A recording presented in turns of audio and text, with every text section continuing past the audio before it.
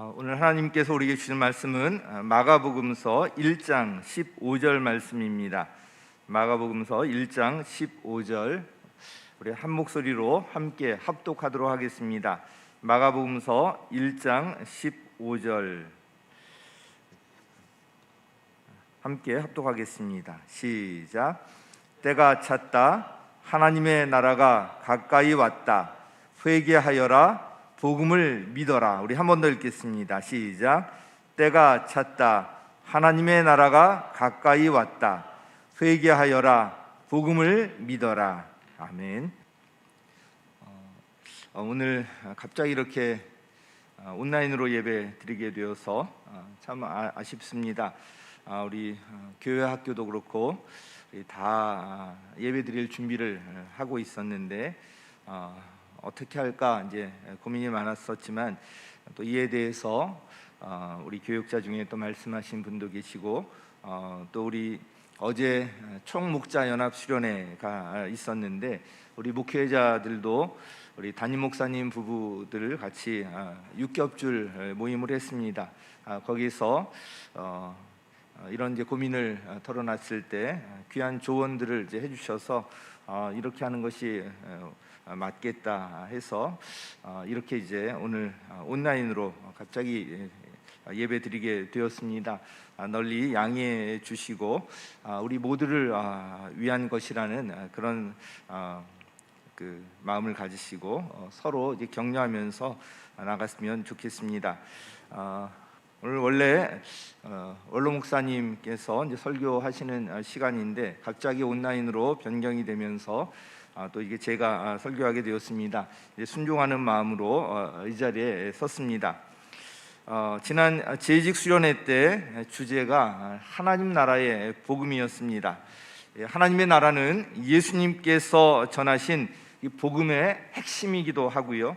예수님께서 이 땅에 오셔서 이루고자 하셨던 궁극적인 목적이기도 합니다. 제가 주일마다 이 마가복음서 본문을 중심으로 설교를 하고 있는데요.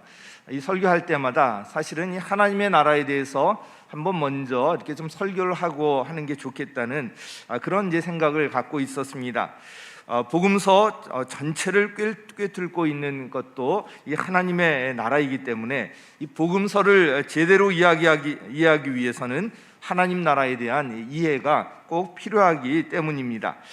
그래서 하나님의 나라의 복음에 관해서 지난 재직 수련회 때 이제 말씀을 드렸었지만 모든 성도님들도 이에 대한 기본적인 이해가 필요하다고 생각하고 있던 차에 오늘 말씀을 전하게 되었습니다. 사실 이 마가복음서 설교를 하면서 이 하나님의 나라에 대한 이 설교 사실은 시리즈로 이렇게 쭉 하고 싶은 그런 생각도 있었는데요. 그 필요를 느끼고 있던 차였습니다. 하나님의 나라는 성경 전체를 꿰뚫고 있는 성경의 핵심 주제라고 할 정도로 아주 중요합니다. 재직 수련회에 참석하셨던 분들은 오늘 다시 한번 정리하면서 구체적으로 삶 속에 어떻게 적용할지 결단하는 그런 기회로 삼으시면 좋겠습니다. 오늘 마가복음서 1장 15절 때가 찼다. 하나님의 나라가 가까이 왔다. 회개하여라. 복음을 믿어라. 예수님께서 공적 사역을 시작하시면서 바로 선포하신 말씀이 바로 이 말씀입니다. 하나님의 나라가 가까이 왔다 이렇게 말씀하고 있는데요. 이와 비슷한 상황에서 마태복음서에서는 약간 다르게 표현하고 있습니다. 마태복음서 4장 17절에 보면 그때부터 예수께서는 회개하여라 하늘나라가 가까이 왔다 하고 선포하기 시작하셨다. 여기서는 하늘나라라고 표현하고 있습니다. 이제 예수님께서 십자가에 달려 돌아가신 후에 며칠 만에 부활하셨죠? 예수님께서 며칠 만에 부활하셨죠? 3일 만에 이제 부활하셨죠. 이건 대부분 잘 아실 텐데 예수님께서 이제 부활하신 후에 이 부활의 몸으로 제자들에게 나타나셨거든요. 그러시다가 승천하셨어요. 부활하신 후 승천하시기 전까지 부활하신 그 몸으로 제자들에게 나타나셨는데 얼마 동안 나타나셨죠? 이거 많은 분들이 또 모를 수도 있습니다. 40일간 나타나셨어요. 40일간 부활의 몸으로 제자들에게 이 땅에서 나타나셨는데, 자, 이때 그러면 제자들을 만나서 무엇을 하셨을까요? 이때 제자들을 만나서 여러 가지 이제 음식도 같이 먹고 또 가르침도 있었는데요. 그 가르침의 핵심이 도대체 무엇이었는가? 이것이 아주 중요합니다. 왜냐하면 이제 40일 후면 승천하시기 때문에 제자들에게 정말 중요한, 꼭 당부하고 싶은, 꼭 가르치고 싶은 이 내용들을 가르치셨을 것이기 때문에 그렇습니다. 그런데 그 가르침의 핵심 주제 역시 바로 하나님 나라에 관한 것들이었습니다. 사도행전 1장 3절 말씀 우리 함께 읽겠습니다. 시작. 예수께서 고난을 받으신 뒤에 자기가 살아계심을 여러 가지 증거로 드러내셨습니다. 그는 40일 동안 그들에게 여러 차례 나타나시고 하나님 나라에 관한 일들을 말씀하셨습니다. 아멘. 예수님께서 부활하신 후에 며칠 동안, 40일 동안 여러 차례 제자들에게 나타나셔서 그들에게 뭘 가르치셨다고요? 하나님 나라에 관한 일들. 자, 이거 보면 예수님께서 이 공적 사역을 시작하시면서 처음 선포하며 전하신 것이 하나님의 나라였어요.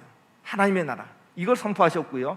마지막에 또 제자들과 만나서 승천하시기 직전까지 가르치셨던 내용이 바로 하나님 나라에 관한 일들이었습니다. 예수님은 시작부터 끝까지 그 사역의 중간도 보면 그 핵심의 그 정신을 흐르고 있는 그 내용이 뭐냐면 바로 이 하나님의 나라에 관한 것들이었습니다. 이걸 놓치면 이 복음서를 제대로 알 수가 없고요, 성경을 제대로 파악할 수가 없습니다. 자, 지금까지 말씀들을 보면 어떤 경우는 하나님의 나라, 어떤 경우는 하늘나라, 또 하나님 나라 이렇게 되어 있는데, 크게 보면 하나님의 나라와 하늘나라 이렇게 표현을 하고 있습니다. 하나님의 나라, The Kingdom of God. 하늘나라, The Kingdom of Heaven. 영어 성경에 이렇게 이제 표현되고 있고요. 또 Heavenly Kingdom 이렇게도 이제 표현을 합니다. 각각 이렇게 다르게 이제 표현되어 있는데, 그래서 여기에 각각 다른 신학적인 의미를 부여해서 해석하기도 하고요. 그 나름대로 참 의미가 있지만 비슷한 개념으로 이해해도 사실 큰 문제는 이제 없다고 봅니다.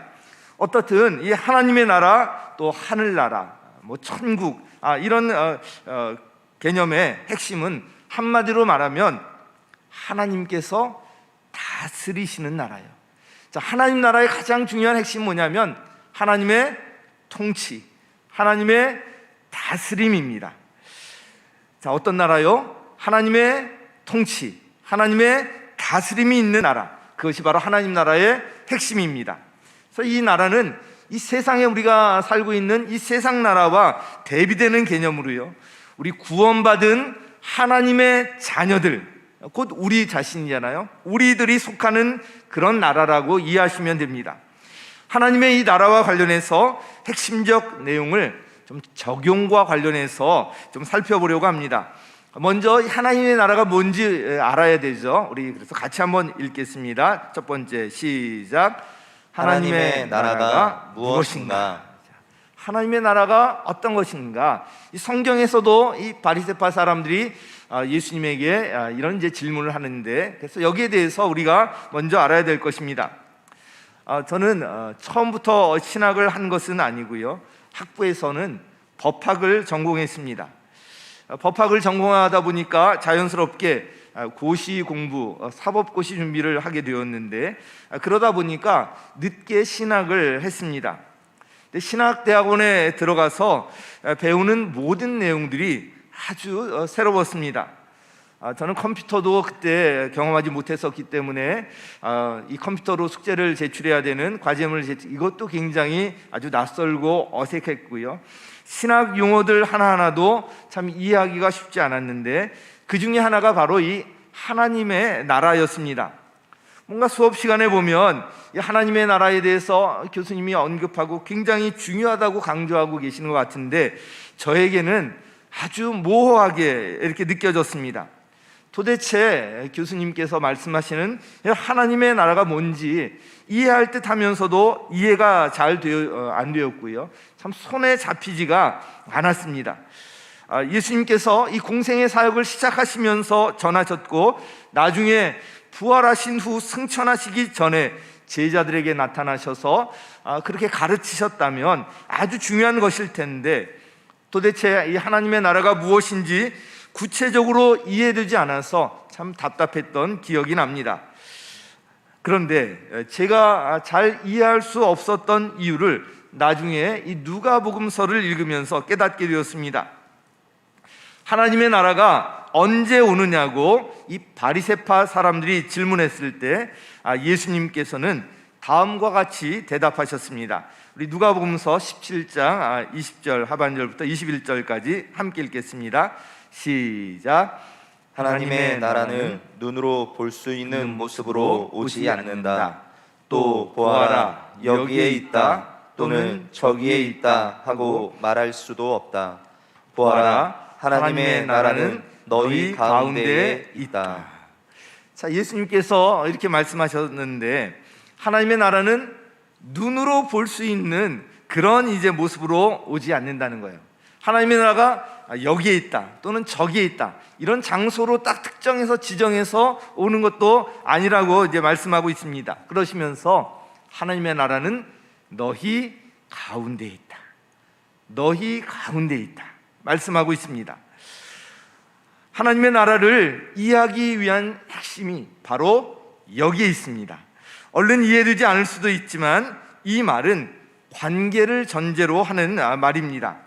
너희 가운데 있다 할 때 이 너희 가운데 영어 성경에 보면 among you 또는 within you 너희 안에 또는 너희 사이 가운데 있다 이렇게 이제 표현하고 있는데요. 이것은 공동체 내지 관계를 전제로 하는 말입니다. 결론적으로 말하면 이 하나님의 나라는 하나님께서 다스리시는 나라라고 말씀을 드렸는데요. 이것은 하나님과의 관계를 기초로 하는 말입니다. 하나님의 사랑, 하나님의 자비, 하나님의 용서, 하나님의 은혜, 하나님의 능력 이런 가치들로 이런 것들로 지배되는 나라, 이 나라가 바로 하나님의 나라인 거예요. 생각만 해도 너무나 풍성한 나라입니다. 가정 가운데 또 우리의 목장 가운데 또 우리 교회 가운데 또 다른 사람과 함께하는 이 공동체 가운데 바로 하나님의 나라가 있다는 거예요. 이런 기초 위에서 하나님의 나라에 관한 로마서 말씀도 우리가 이해할 수 있습니다. 로마서 14장 17절 말씀 우리 함께 읽겠습니다. 시작. 하나님의 나라는 먹는 일과 마시는 일이 아니라 성령 안에서 누리는 의와 평화와 기쁨입니다. 자, 이 성령 안에서 누리는 의와 평화와 기쁨이라고 말씀하고 있는데요. 유대인들은 부정하게 여기며 금기시하는 음식들이 있었습니다. 예수님을 믿고도 유대인 이 전통에 익숙해 있던 이 사람들은 이 부정한 음식에 대해서 여전히 이제 금기시하고 있던 것을 볼 수가 있습니다. 당시 이 교회 안에 이 음식 문제와 관련해서 이 때문에 마음을 상하게 되는 그런 일들이 있었던 것 같습니다. 특히 이 말씀은 음식과 같은 이런 이제 문제로 시비거리를 삼지 말고 믿음이 약한 성도들을 배려해야 한다 이런 정신과 관련이 되어 있습니다. 이 본질은 여기 있는데 이런 음식 문제로 믿음이 약한 사람들 마음 상하게 하고 그들을 걸려 넘어지게 하지 말라는 것입니다. 즉 하나님의 나라는 음식 문제와 같은 것으로 이런 거 가지고 서로 다투는 것이 아니라 성령 안에서 누리는 의와 평화와 기쁨이라고 말씀하고 있습니다. 눈으로 볼 수 없지만 공동체 안에서 느끼고 또한 누릴 수 있는 것이 바로 이 하나님의 나라입니다. 왜냐하면 하나님께서 주인 되어 주셔서 다스리시는 나라, 하나님의 방법으로 다스리시는 나라, 이 나라가 바로 하나님의 나라이기 때문에 그렇습니다. 이 하나님의 다스림 안에 있을 때 의와 평화와 기쁨이 충만하게 되는 것입니다. 이와 같이 하나님의 나라는 그 관계가 그 핵심입니다. 한 개인이 하나님과 온전한 관계에 있을 때 하나님의 다스림을 받게 되고요, 그 안에 하나님의 나라가 이루어지게 돼요. 그래서 우리 보통 심령천국이라고 이야기하잖아요. 그런데 이것은 특히 공동체 안에서 두드러지게 나타납니다. 예컨대 우리 가정이 하나님과 온전한 관계에 있을 때 하나님의 다스림을 받게 되고요, 그 가정에 하나님의 나라가 이루어지게 됩니다. 그래서 가정천국이라는 말을 우리가 또 사용합니다. 교회도 마찬가지입니다. 교회가 하나님과 온전한 관계에 있을 때 하나님의 다스림을 받게 되고요, 그 교회에 하나님의 나라가 이루어지게 되는 것입니다. 하나님의 다스림을 받지 않으면 아무리 교회라고 하더라도 굉장히 불편하고 힘들고 오히려 이것이 고통이 될 수가 있습니다. 하나님의 다스림 가운데 있을 때 하나님의 나라를 그 안에서 경험할 수가 있는 것입니다. 국가도 역시 마찬가지인데요, 한 국가가 하나님과 온전한 관계에 있을 때 하나님의 다스림을 받게 되고요, 그 국가에 하나님의 나라가 이루어지게 되는 것입니다. 하나님의 다스림을 받아서 하나님의 나라가 이루어질 때 이 세상에서 경험할 수 없는 그 하나님의 사랑과 긍휼과 자비와 용서와 은혜와 능력을 우리가 경험할 수가 있는 것입니다. 그래서 개인이든 공동체이든 하나님의 나라가 이루어질 때 그 안에 평화가 있고요, 기쁨이 있고 말로 표현할 수 없는 행복과 감격이 있는 것입니다. 자, 그렇다면 우리가 어떻게 할 것인가? 두 가지로 이제 말씀드리려고 하는데, 사실 이 둘은 긴밀하게 연결되어 있습니다. 이 영어 표현의 핵심을 담고 있기 때문에 제가 영어 표현을 제목으로 삼았습니다. 적용과 관련해서 집중해서 들으시면 좋겠습니다. 그래서 두 번째로 하나님의 나라는 이렇게 표현합니다. Already but not yet, 이렇게 표현합니다. 우리 같이 한번 해보실까요? 시작. Already but not yet. Already but not yet. 이 두 가지로 나뉘어져 있는데, 먼저 already, 여기에 이제 강조점이 있습니다. 누가복음서 17장 20절 하반절부터 21절까지 보면 아까 읽은 대로 보아라, 하나님의 나라는 너희 가운데에 있다, 너희 가운데에 있다 말씀하고 있습니다. 즉 하나님의 나라는 멀리 있는 것이 아니라는 거예요.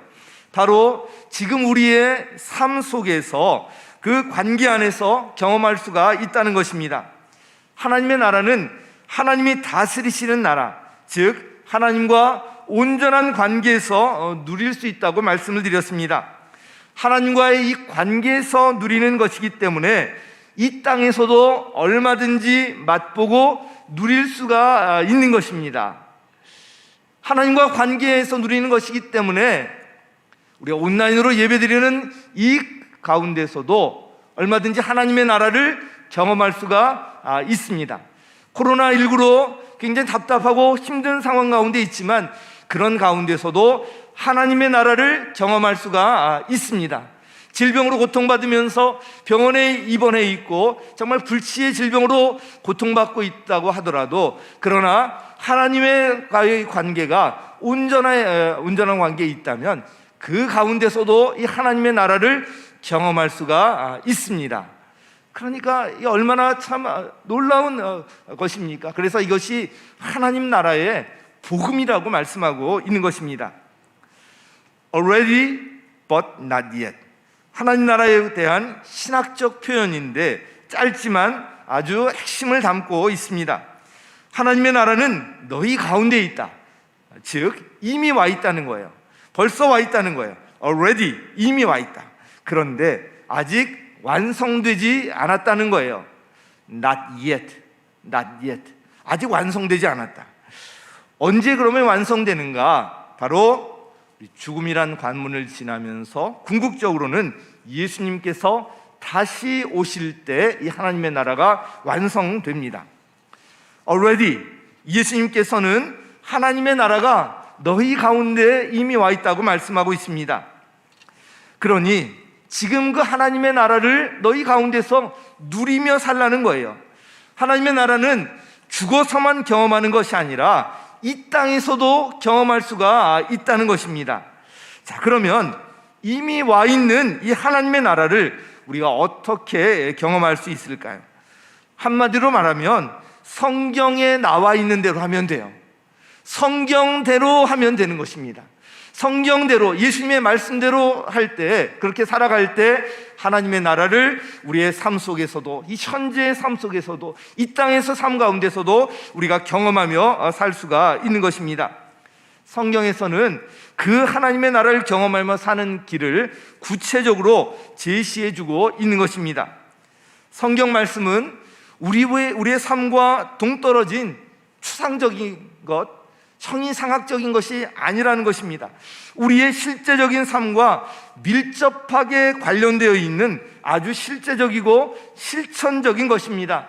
우리의 삶에 구체적인 유익을 주는 것이 바로 이 성경 말씀인데요, 이 성경 말씀대로 살아갈 때 하나님의 나라를 우리가 경험하며 살아갈 수가 있다는 거예요.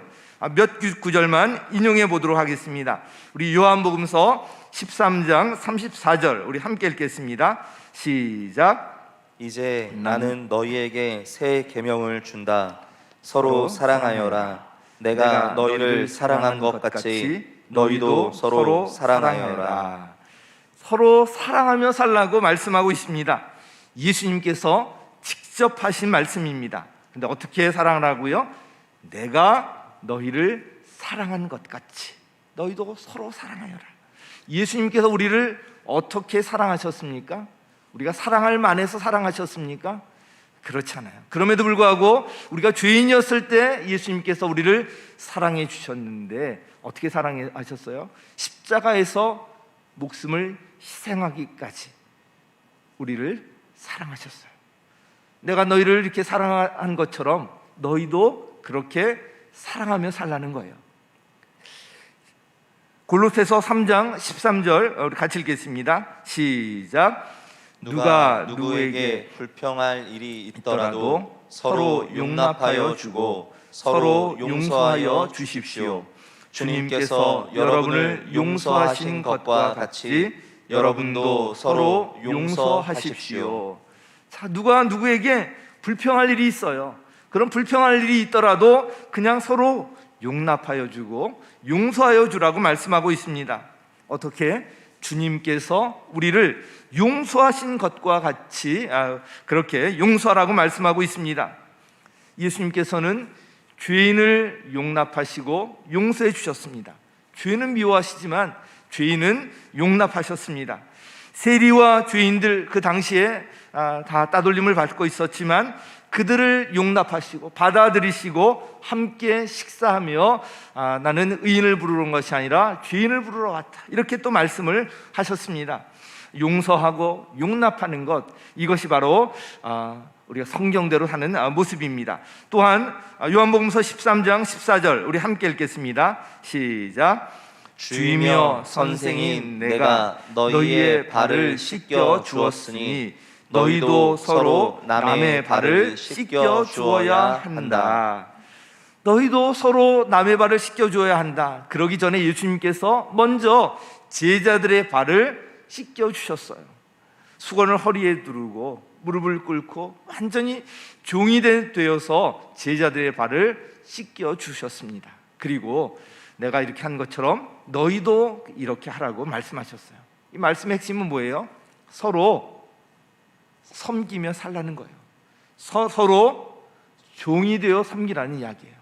이렇게 서로 섬기며 살라고 예수님께서 친히 본을 보여주시고 그렇게 하라고 말씀하신 것입니다. 에베소서 4장 3절 또한 읽도록 하겠습니다. 시작. 성령이 여러분을 평화의 띠로 묶어서 하나가 되게 해주신 것을 힘써 지키십시오. 성령 안에서 우리는 이미 하나가 되었어요. 예수 그리스도의 십자가로 모든 막힘담을 다 헐어버리고 하나가 되게 해주셨어요. 이것을 힘써 지키라는 것입니다. 우리가 보통 다른 사람 흉을 보고 뒷담화하고 하는 데는 시간 가는 줄도 모르고요, 그리고 그런 자리에서는 말하지 않던 사람도 말을 하고 목소리를 높여서 하곤 합니다. 그러지 말라는 거예요. 그러지 말고 이러면 늘 공동체에 분열되고 하나가 되지 못합니다.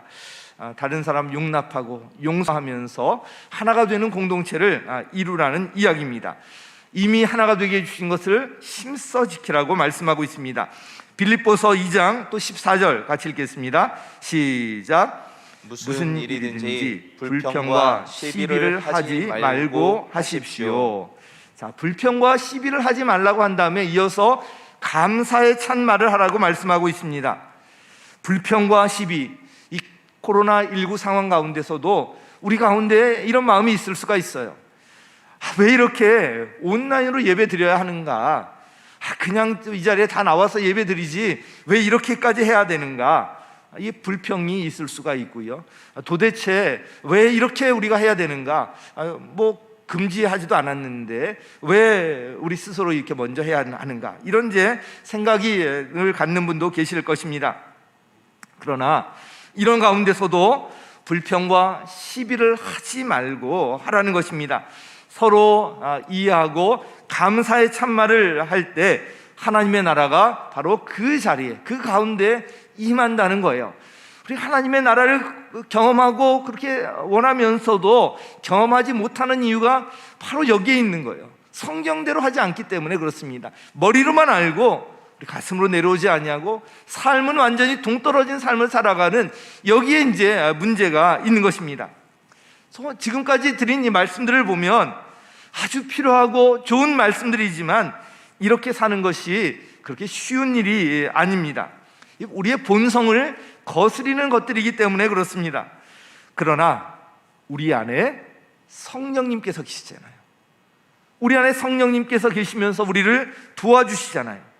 우리가 말씀대로 살려고 결단하고 노력하며 나갈 때 내 힘으로는 한계가 있지만 우리 안에 계신 성령님께서 힘을 주시고 그렇게 할 수 있도록 도우시는 것입니다. 할렐루야. 그래서 우리는 무엇보다도 성령으로 충만해야 하는 것입니다.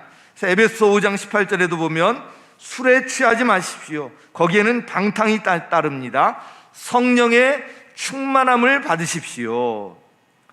성령으로 충만할 때 성령님께서 도우시고 인도하십니다. 또한 성령으로 충만할 때 세상을 그냥 생각 없이 그냥 되는 대로 먹기 위해서 사는 이런 모습으로 살지 아니하고 성령님의 인도하심 가운데 하나님의 뜻을 분별하며 단 하루를 살더라도 의미 있게 우리가 살아갈 수가 있는 것입니다. 로마서 12장 2절 말씀 우리 같이 한번 또 읽도록 하겠습니다. 시작. 여러분은 이 시대의 풍조를 본받지 말고 마음을 새롭게 함으로 변화를 받아서 하나님의 선하시고 기뻐하시고 완전하신 뜻이 무엇인지를 분별하도록 하십시오. 아멘. 마음을 새롭게 함으로 변화를 받아서 이 시대 풍조 흘러가는 대로 남들 하는 대로 무조건 가는 것이 아니라 마음을 새롭게 함으로 변화를 받아서 하나님의 선하시고 기뻐하시고 완전하신 뜻이 무엇인지 분별하면서 살라는 것입니다. 이렇게 하나님의 뜻을 분별하며 말씀을 따라 살아갈 때 하나님의 나라를 이 땅에서도 우리가 경험할 수가 있습니다. 온라인으로 예배드리는 이 가운데서도 하나님의 나라를 경험할 수가 있는 것입니다. 이와 관련해서 한 구절 더 보도록 하겠습니다. 우리 시편 84편 5절 개역 개정으로 같이 읽도록 하겠습니다. 우리 시작. 주께 힘을 얻고 그 마음에 시온의 대로가 있는 자는 복이 있나이다. 아멘. 시온의 대로가 있는 자 복이 있나이다. 시온이라는 말은 원래 요새 또 안전한 곳 이런 의미를 갖고 있는데 성전이나 하나님께서 거하시는 곳 이런 뜻으로 또 이해되어 왔습니다. 이 말은 하나님의 임재를 상징적으로 표현할 때도 사용하는데요, 하나님의 나라와도 통하는 말입니다. 즉 시온은 하나님께서 계시는 곳, 하나님께서 다스리시는 곳, 바로 하나님의 보호가 있는 곳을 의미합니다. 그 시온으로 가는 대로가 마음에 있는 자가 복이 있다고 말씀하고 있습니다. 이것은 하나님과 이 관계 통로가 언제든지 활짝 열려 있어서 고속도로를 달리듯이 그냥 하나님께 달려갈 수 있는 그런 상태를 나타내는 말입니다. 바로 하나님의 나라를 누리면서 사는 그런 자의 모습이 여기에 있는 것입니다. 그 마음에 이 시온의 대로가 있는 사람은 언제든지 하나님의 도우심을 구할 수가 있습니다. 어떤 문제가 있을 때 다른 것 의지하지 아니하고 하나님의 도우심을 구하며 나갈 수가 있는 거예요. 뻥 뚫려 있는 이 하나님과의 관계 통로로 나가서 하나님의 도우심을 구하고 하나님의 지혜와 은혜와 그 하나님의 능력을 경험할 수가 있는 것입니다. 내 힘으로 되지 않는 일들이 하나님께서 도와주셔서 하나님의 힘으로 되는 역사가 그래서 일어나는 것입니다. 위에 언급한 것처럼 바로 이 성경대로 살아갈 때 이 복을 경험할 수가 있는 것입니다. 사랑하는 성도 여러분, 여러분의 삶 속에서도 이 복을 경험하며 살아가시기를 예수님의 이름으로 간절히 축원합니다. 우리 한 가지 더 보겠습니다. 이제 already 말씀드렸고요. not yet, 여기 또 우리가 초점을 둬서 바라봐야 합니다. 우리 한 번 더 같이 읽죠. already but not yet. 시작. already but not yet. 이제 not yet. 하나님의 나라가 이 땅에 이미 임했지만 아직 완성되지 않았다는 것입니다. 언제 완성되죠? 바로 예수님께서 다시 오실 때 완성이 되는 거예요. 그러니 이 땅에 살면서 좀 어렵고 힘들더라도 앞으로 완성될 그 하나님의 나라를 바라보고 그 하나님의 나라를 꿈꾸면서 살아야 한다는 거예요. 꿈이 있는 사람에게는요, 현재 아무리 힘들고 어떠한 고난이 있더라도 그것이 그의 삶을 가로막지 못합니다. 그래서 사도 바울이 사역을 끝까지 잘 감당했던 비결이 여기에 있는 거예요. 고린도후서 11장 25절 이하에 보면 유대 사람들에게서 마흔에서 하나를 뺀 매를 맞은 것이 5번이요, 채찍으로 맞은 것이 3번이요, 파선을 당한 것이 3번이요, 밤낮 꼬박 하루를 망망한 바다를 떠다녔습니다. 자, 여기 보면 사도 바울의 그 사역의 그 여정이 순탄치 않았다는 것을 알 수가 있습니다. 그럼에도 불구하고 이 사도 바울이 어떻게 이런 극심한 시련 속에서도 자신에게 맡겨진 일들을 끝까지 흔들림 없이 감당할 수 있었을까요? 사도 바울은 자신이 돌아갈 하나님 나라에 대한 분명한 확신과 소망이 있었던 거예요. 사도 바울은 셋째 하늘 3층천까지 직접 보고서 할 수만 있다면 지금 당장 가고 싶어 했습니다. 그러나 이 땅에서 주어진 이 할 일, 사명이 있었기 때문에 이 땅에서 사명을 완수하면서, 그러나 늘 그 시선은 그 하나님 나라에 가 있었던 것입니다. 이 확신과 소망이 있었기 때문에 그 어떤 것도, 심지어 죽음까지도 사도 바울의 이 길을 막지 못했던 것입니다. 하나님 나라에 대한 이 확신과 이 소망이 있는 사람은 어떤 상황에서도 포기하거나 좌절하지 않습니다. 결코 낙심하거나 주저앉지 않습니다. 그래서 사도 바울은 이렇게 권면하고 있습니다. 우리 갈라디아서 6장 8절과 9절 말씀 함께 읽겠습니다. 시작. 자기 육체에다 심는 사람은 육체에서 썩을 것을 거두고 성령에다 심는 사람은 성령에게서 영생을 거둘 것입니다. 심는 대로 거둔다는 거예요. 9절 시작. 선한 일을 하다가 낙심하지 맙시다. 지쳐서 넘어지지 아니하면 때가 이를 때에 거두게 될 것입니다. 아멘. 지쳐서 넘어지지 아니하면 하나님의 때가 이를 때에 거두게 될 것이라고 말씀하고 있습니다. 이 말씀들은 그냥 사도 바울이 그냥 한 말이 아니라 사도 바울 자신의 체험적인 신앙 고백입니다. 앞으로 완성될 이 하나님의 나라를 꿈꾸며 살아갈 때 이 땅에서도 이와 같이 하나님께서 기뻐하시는 이런 열매 맺는 삶을 우리가 살아갈 수가 있는 것입니다. 그런데 이처럼 이 하나님의 나라를 이 땅에서도 경험하고 꿈꾸며 살기 위해서 우리가 할 일이 있습니다. 오늘 말씀 다시 한번 읽겠습니다. 마가복음 1장 15절 시작. 때가 찼다 하나님의 나라가 가까이 왔다. 회개하여라, 복음을 믿어라. 회개하여라, 복음을 믿어라. 하나님 앞에서 자신이 죄인임을 인정하고 회개하면서 이 복음을 믿음으로 받아들일 때, 바로 예수님을 영접할 때 우리는 하나님의 자녀가 되고요, 천국 시민권자로서 하나님의 나라를 누리며 살아갈 수 있게 되는 것입니다. 회개하여라, 복음을 믿어라. 이 복음을 믿음으로 받아들이는 것, 예수님을 영접하는 것 너무나도 중요합니다.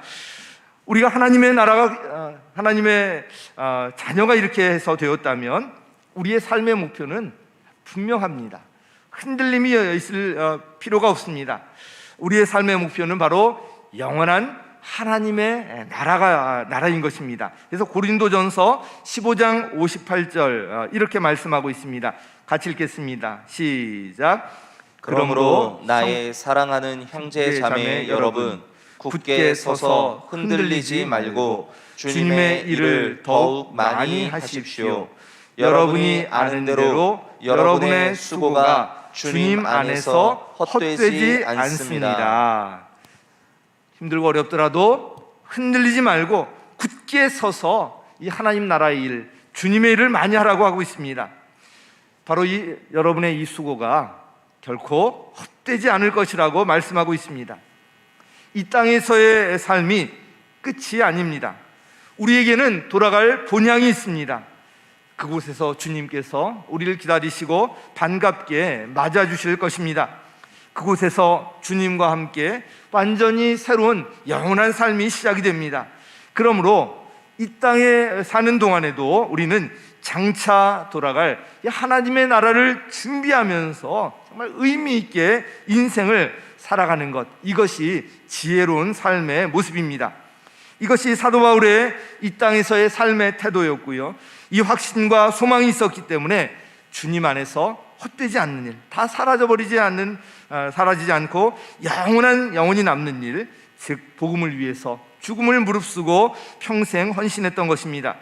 빌립보서에서 그는 이렇게 고백하고 있습니다. 빌립보서 3장 13절 하반절부터 14절 같이 읽겠습니다. 시작. 내가 하는 일은 오직 한 가지입니다.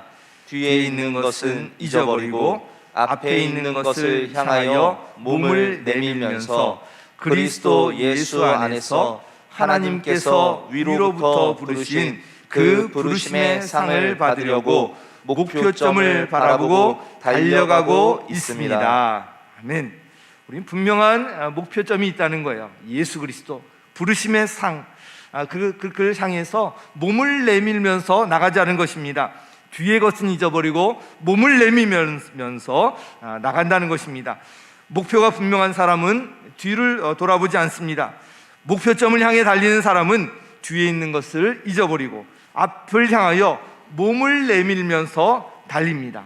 과거의 어떤 상처도, 과거의 어떤 영광도 잊어버리고, 신앙은 지금부터, 여기서부터 앞으로 나가는 거예요. 우리 총목자 연합수련회 어제 정말 은혜 가운데 잘 마쳤는데, 장한수 목자님은 서울 천안 아산 제자교회 초창기 member이고요. 많은 분가를 하고 많은 목자가 그 안에서 이제 나왔습니다. 세워졌습니다. 제자들이. 그래서 꼭 그 말 간증하실 때 제자가 세워졌다, 이 말씀을 꼭 하시는데, 수많은 간증거리들이 있거든요. 그런데 어제 그 장한수 목자님의 간증의 핵심은 불과 얼마 전의 이야기들이에요. 그 전에 많은 대단한 간증들이 있지만 불과 얼마 전에 이런 간증들을 하는 모습을 보면서 이거구나, 내가 과거에 이렇게 했는데, 내가 과거에 이런 사람이었는데, 이것이 아니라 현재 바로 이 복음을 위해서 살아가는 이 모습이 참 귀하게 느껴졌습니다. 정말 많은 일들을 했음에도 불구하고 현재 그 영혼을 위해서 한 영혼을 세우려고 그렇게 힘쓰며 애쓰며 살아가고, 이 귀한 간증의 자리에서 과거의 화려한 것들을 간증하지 아니하고 현재 자신이 애쓰고 힘쓰며 나가는 이것을 이제 간증하는 모습을 보면서 참 감동이 되었습니다. 우리의 크리스찬의 삶은 지금 현재 그리고 여기서부터 계속 앞으로 어떻게 살아갈지 늘 여기에 초점이 있어야 한다는 것, 이 간증을 통해서도 확인할 수가 있었습니다. 우리의 분명한 목표는 우리 모두 돌아갈 바로 이 하나님의 나라입니다. 그러므로 주님 안에서 이 수고와 또 하늘 이 상급을 바라보면서 사는 이 인생이 바로 이 땅에서 정말 의미 있는 인생인 것입니다. 말씀을 정리하도록 하겠습니다. 하나님의 자녀로서, 천국 시민권자로서 우리가 어떻게 살아야 할까? 첫 번째로 먼저 복음을 받아들이고요, 하나님의 나라가 무엇인지 알아야 한다는 거예요. 하나님께서 다스리시는 나라, 하나님과의 온전한 관계에서 누리는 나라가 바로 이 하나님의 나라입니다. 그리고 두 번째로 그 하나님의 나라는 이 땅에서도 우리가 누릴 수가 있고요, 그래서 이 땅에서 그 하나님의 나라를 경험하며 살아야 한다는 것입니다. 하나님의 나라는 하나님과의 관계 속에서 누리는 그런 나라이기 때문에 이 땅에서도 우리가 얼마든지 맛보고 경험할 수가 있습니다.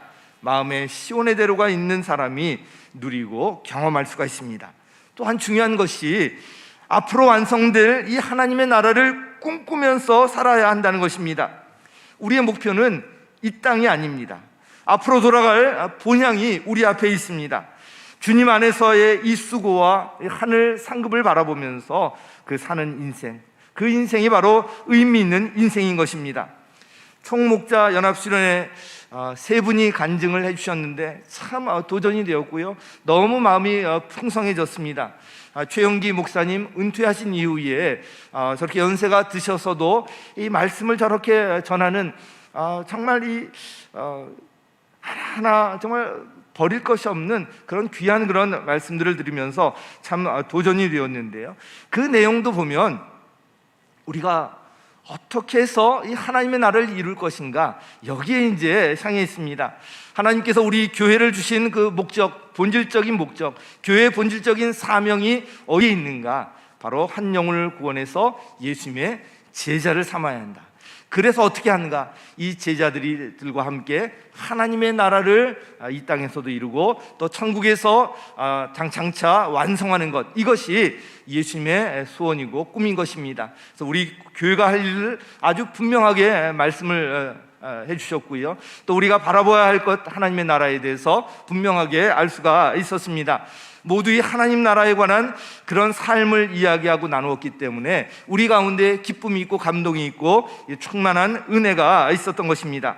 사랑하는 성도 여러분, 하나님과의 온전한 관계 가운데 마음의 시온의 대로가 시원하게 뻥 뚫려서 이 땅에서 하나님의 나라를 누리며 경험하며 살 뿐만 아니라 앞으로 돌아갈 천국에 대한 확신과 소망을 가지고 우리 올 한 해도 주님 안에서, 그리스도 안에서 풍성한 은혜 경험하시고 하나님께서 맡겨주신 일들 충성하며 살아가시기를 예수님의 이름으로 간절히 축원합니다.